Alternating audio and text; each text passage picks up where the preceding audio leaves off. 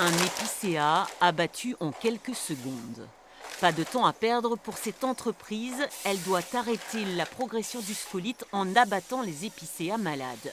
L'insecte ravageur profite de la faiblesse de l'arbre due au climat sec pour se répandre.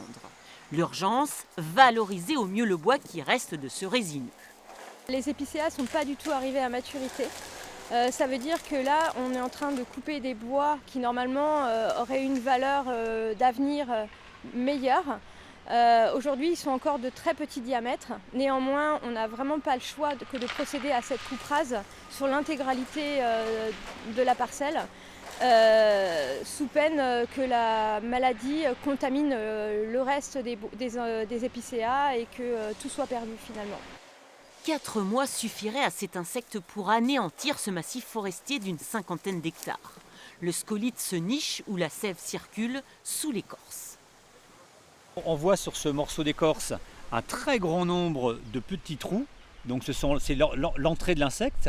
Et si je retourne l'écorce, on voit très bien le dessin des galeries des larves. On considère qu'il y a entre 30 000 et 100 000 insectes par arbre, donc c'est vraiment considérable. Et donc toutes ces larves qui se décollent sous l'écorce provoquent le décollement de l'écorce et la mort effectivement de l'épicéa. L'épicéa représente 5% des arbres en Sarthe, une essence importante pour la biodiversité végétale.